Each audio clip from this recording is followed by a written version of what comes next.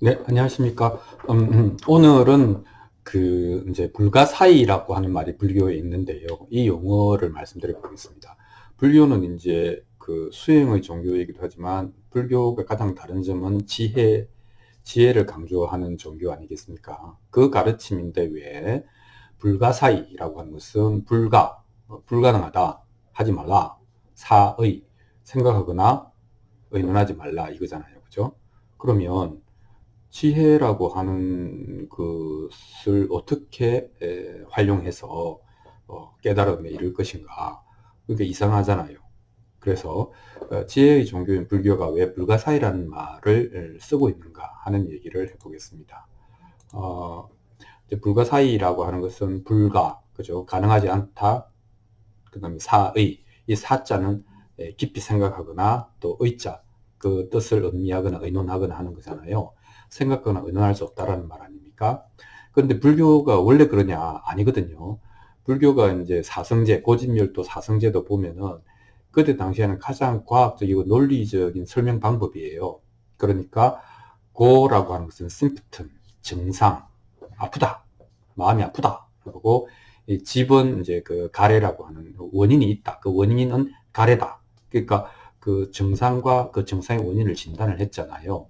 그리고 멸이라고 하는 것은 그러면 이 가래를 멸하자. 그것이 치료책이다. 라고 해서 치료의 방향을 정해주지 않습니까? 그리고 이 도라고 하는 것은 이때는 저 way, methodology죠. 그렇게 해서 고의 멸에 이르는 방법들, 팔정도가 나오지 않습니까? 그건 치료 방법이거든요. 액션 아이템이라고 할 수 있죠. 그래서 이 사성제라고 하는 것도 보면은 어떻게 보면 과학적이고 논리적이고 당시로서는 가장 이제 첨단적인 설득의 어떤 메커니즘이었다. 이렇게 얘기할 수 있거든요.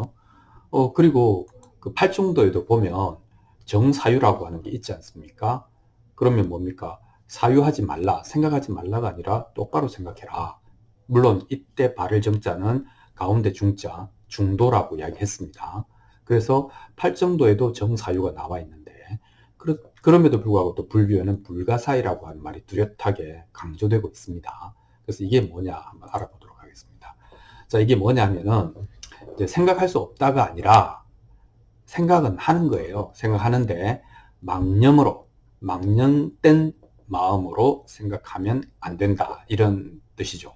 그러니까 똑바로 생각하라는 말과 똑같습니다. 그러면 똑바르지 않은 생각을 우리는 대부분 하고 있다는 겁니다. 그런 생각으로 생각하면 어긋난다는 것이죠. 그 똑바르지 않은 생각이 뭐냐면은 경향성, 편향, 우리도 이제 저마다 그런 우리가 이제 편견, 평양, 선입견, 그죠? 뭐 고정관념 이런 걸 갖고 있지 않습니까? 이미 마음속에 결론을 내려놓고 낙인을 찍어 놓고 있는 것들이 많거든요. 그래서 이 우리 의식이 그런 경향성, 편향을 가지고 있으면 그걸로 생각을 하면 그 생각의 결과가 올바른 것이 될 수가 없다는 것이 됩니다. 그래서 낙인이나 선입견이 있는데 평상시에는 우리는 그걸 모르거나 또는 알더라도 옳다고 생각하니까 잘못되는 것이죠. 그래서 예를 들면 누가 나의 제안을 거절했다라고 했을 때 그렇다고 해서 그 사람을 적으로 낙인 찍는 것은 성급하지 않습니까? 그리고 어떤 사람이 지각을 했다. 그런데 곧바로 저 사람은 책임감이 없고 게으른 사람이다 라고 이야기하는 것도 성급하지 않겠습니까? 그러니까 그런 아주 작은 데서부터 시작해서 이 마음속 깊이 잠재되어 있는 여러 가지 경향성들, 이 속성들이 이제 우리가 사물을 똑바로 판단하는데 방해가 된다 하는 뜻입니다. 그래서 이때 사자라고 하는 것은 생각 사자인데 생각 중에서도 이 사자를 뜯어보면 밭전자 밑에 마음심자잖아요. 그러니까 이제 고구마나 감자 같은 것은 이제 그걸 캐보면 줄줄이 그냥 땅 밑에서 줄줄이 이렇게 연결되어서 끌려 올라오지 않습니까? 그러니까 이 땅 위에는 드러나 있지 않지만, 즉 의식의 표면에는 드러나 있지 않지만 우리는 무의식에 또는 잠재의식 속에 이건 이거고 저건 저렇고 하는 것들이 되게 많은 거죠. 그래서 늘 걸려있는 어떤 미세한 생각들, 어떤 그런 결론들, 이런 이제 틀을 갖고 있다는 것이죠. 그래서 이런 것이 있는 상태에서 골똘히 생각하면 어떻게 보면 더 편향된 결론을 이끌어낼 수밖에 없다. 그리고 그것은 절대로 탈정도에서 말하는 정사유가 아니다. 이렇게 되는 거죠. 그래서 이런 어떤 편향된 의식, 경향성이 있는 의식이 아닌 순수한 의식으로 사유하면 그때 이제 정사입신 이렇게 되는 거죠. 이 정자라고 하는 것은 아주 정밀하게 생각하면 입신, 신의 경지에 오른다. 이런 뜻이 되는 거고, 그 다음에 이극망정, 이치의 극한에서 망정, 인간의 이 사사로운 감정을 잊어버린다. 이렇게 되는 거거든요. 그런 순수한 사유가 가능하기 위해서 불가사의, 즉 기존의 나의 고정관념이나 편견이나 경향성 있는 생각으로 사유하지 말아라. 이렇게 이야기를 하는 겁니다. 불교 입장에서 보면 마음을 공부한다라고 하는 것은 이게 전부입니다. 뭐냐면 자기가 가지고 있는 의식의 경향성을 발견하는 것, 두 번째는 자기가 가지고 있는 의식의 경향성을 제거하는 것.